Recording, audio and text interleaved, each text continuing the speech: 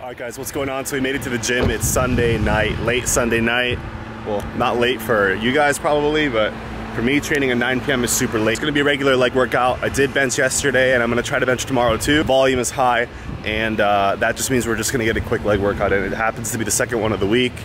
Usually everything's getting trained at least twice a week, so we're wrapping up this second leg workout on Sunday. Just gonna hit my regular leg workout, but I need food. It's time to continue growing, or at least try, and get all that protein in. So I'll take you guys shopping after this workout.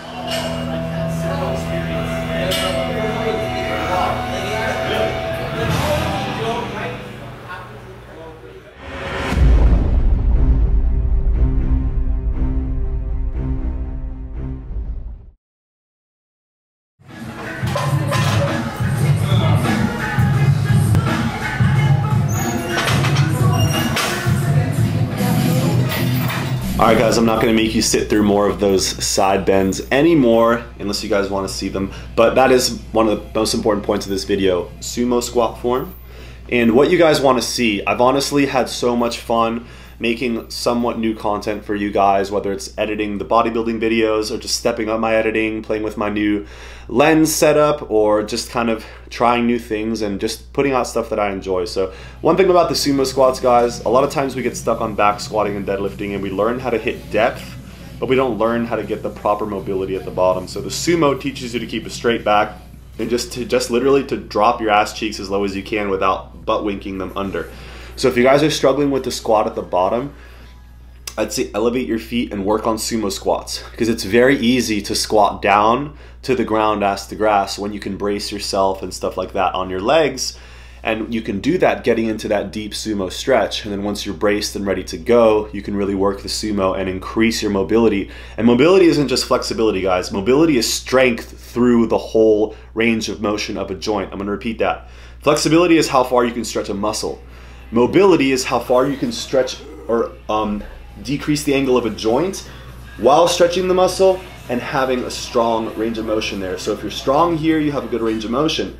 But if you're always training in this area and you have, you know, messed up biceps or something, strong tendonitis, it's probably because your range of motion sucks, because you're weak at the end range. So the rest of the video, I'm gonna talk about my diet. You guys have seen the training and all that. So we will have a couple training sessions from the weekend and earlier this week. It's almost the weekend now.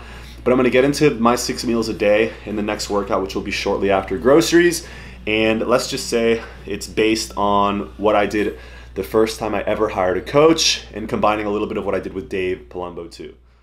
Alright guys, so overall, feeling really good. Workout is finally done. Typical workout, went super hard. Feeling nice and pumped. Now we're just gonna chill. I'll probably be back tomorrow, but like I said, let's go replenish the groceries.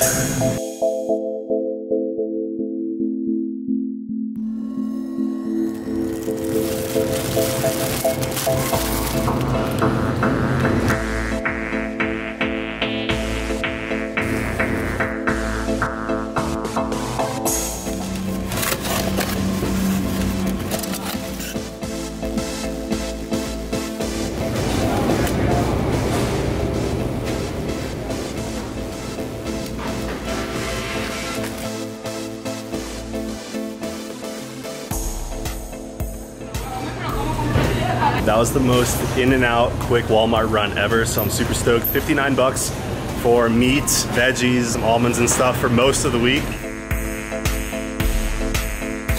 So it turns out the best time to hit Walmart is Sunday night, 30 minutes before they close. So somehow the stars aligned and that worked out perfectly, and now I have meat for pretty much, I'd say, Monday through Thursday, maybe Monday through Friday, including the eggs and the English muffins and everything. So 50 to 60 bucks for what I need for most of the week. Kind of expensive. I do get the chicken tenderloins because the chicken breast is so annoying to cut. It's like $1 cheaper per pound, but it's just a pain in the ass. If I'm gonna be cooking 5 or 6 pounds, I want it to be easy. So yeah, that's what I do, guys. And they taste better too. 4 o'clock on Monday. Yes, 4 o'clock on Monday, way later than I normally train, but I got 3 meals in before this workout, so I'm thinking that might help me if anything. But we are hitting our first bench session of the week. I took yesterday off editing.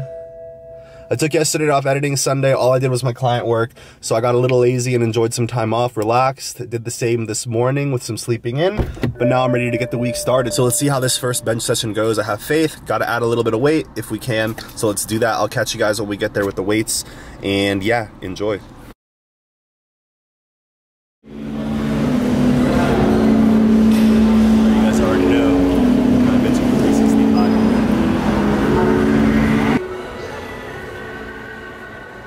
So you guys saw the groceries. How do I eat them? Well, this is the first bench session of the week on Monday. Again, this is old footage, and I did do 225, 235, and now you're seeing 245. I think I forgot to film the 225. I don't know what happened that day, but I definitely didn't jump to 235.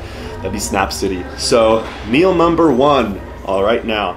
Meal number one is 2 whole eggs, 275 grams of egg whites, and then I'll have a couple English muffins from Thomas, that epic brand. They're usually buy one, get one. And then obviously sugar-free jelly or jam and low-calorie, I guess it's fake butter, whatever you want to call it. I'll dabble with that too. And I'm just going to include everything so you guys know exactly what's up. And you guys saw the groceries, so you know most of it, but that's my meal one. And then I'll train and I'll have 60 grams of oats with 45 grams of whey. So you have your eggs with your anything, oats, bread, whatever. And then post-workout I have my shake. And then I have 4 food meals every day, guys. 3 of them are chicken, 1 of them is steak, lean ground beef. So with these 4 meals, I do 6 ounces of protein. 6 ounces cooked chicken, ditto, 6 ounces cooked steak. And now, I'm not gonna debate whether it's too high or too low or often enough or not. Obviously, I'm eating a shit ton of protein. I don't need to sit here and tell you guys it's okay because I have these goals. It's obvious, it's excessive, but it keeps me full and it keeps me on my diet. And I want you guys to know what the hell I'm doing because I can't IFYM and stay on track. I'd be lying to you guys. But I can go 5-6 days a week eating just like this. Breakfast shake, and then I'll just organize my 4 meals however I want. The baseline is 6 ounces of chicken and 50 carbs, or 6 ounces of beef.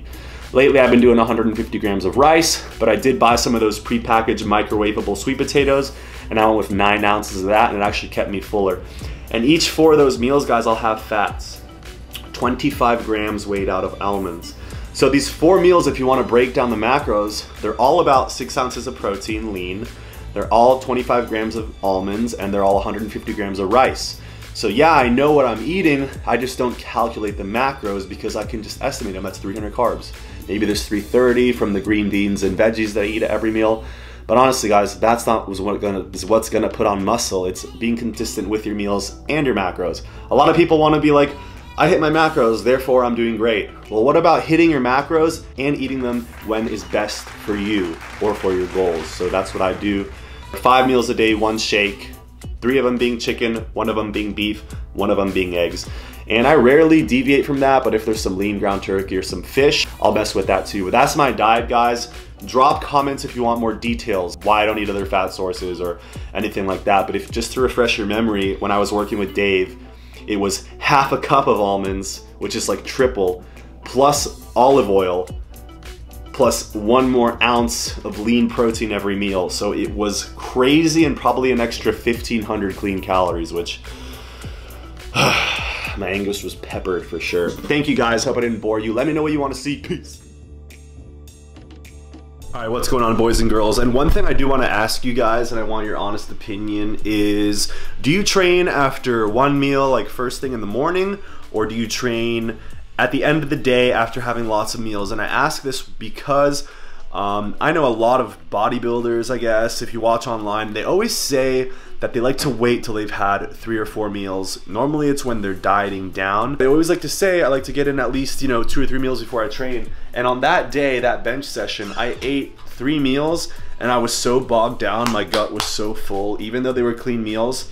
I don't know, it's just not for me. I feel like I eat enough food, even though these bodybuilders eat more. I feel like I just eat enough food to not have to eat multiple meals before I train. I find that on an emptier stomach, I perform at a higher level.